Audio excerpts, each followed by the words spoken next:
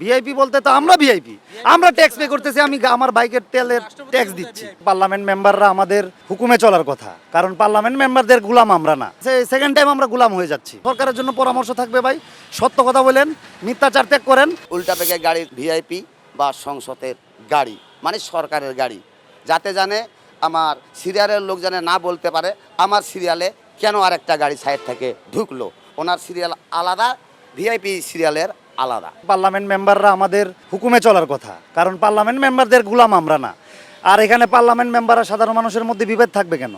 তারা serial break করে, অবৈধভাবে তারা সিরিয়াল ব্রেক করে সিরিয়াল দিকে ঢুকাচ্ছে। এখন আমরা মানুষ সকাল 5টা থেকে এখানে দাঁড়িয়ে আছি, চাকরিজীবী মানুষ আমরা, আমাদের তো কাজ আছে, কাজ ফেলে রেখে এখানে সিরিয়াল দাঁড়ায় আছি। আমরা এখনও তেল পাচ্ছি না, পাবো কিনা সন্দেহ।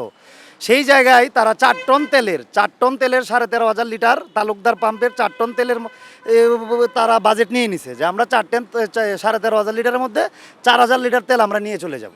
তাহলে সাধারণ মানুষ কি করবে, তাই না? তো এই কর্মকাণ্ডের দ্বারা তো আমরা আসলে সেকেন্ড টাইম আমরা গুলাম হয়ে যাচ্ছি। আর তারা বলতেছে ভিআইপি, আসলে ভিআইপি বলতে কি বোঝাচ্ছে? ভিআইপি বলতে তো আমরা ভিআইপি, আমরা ট্যাক্স পে করতেছি, আমি আমার বাইকের তেলের ট্যাক্স দিচ্ছি, আমরা গাড়ির ট্যাক্স দিচ্ছি, ইনকাম ট্যাক্স দিচ্ছি। সেখানে সব জায়গায় যে শ্রমজীবী মানুষ আমরা এত নিজের টাকা দিয়ে তেল নিচ্ছি। আর তেল তো ভাই খাওয়ার জিনিস না, মানুষ কিনবে, মানুষের নিজের কাজে ব্যবহার করবে, তাই তো?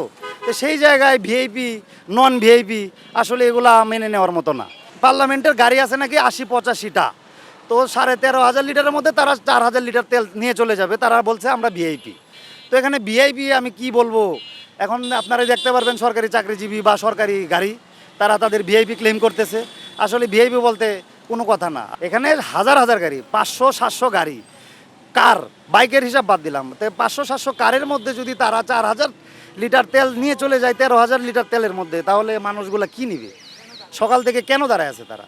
এটা অযৌক্তিক না? এটা এই নিয়ে সরকারের ব্যবস্থা নেওয়া উচিত এবং জ্বালানি মন্ত্রীকে এই নিয়ে তা প্রশ্ন করা উচিত পার্লামেন্টে এবং তার জবাবদিহিতা করা উচিত। বাংলাদেশে যদি এখনও জবাবদিহিতা না থাকে, তাহলে আসলে এসব অভ্যুত্থান, এসব বিপ্লবের কোনো প্রশ্নই আসে না।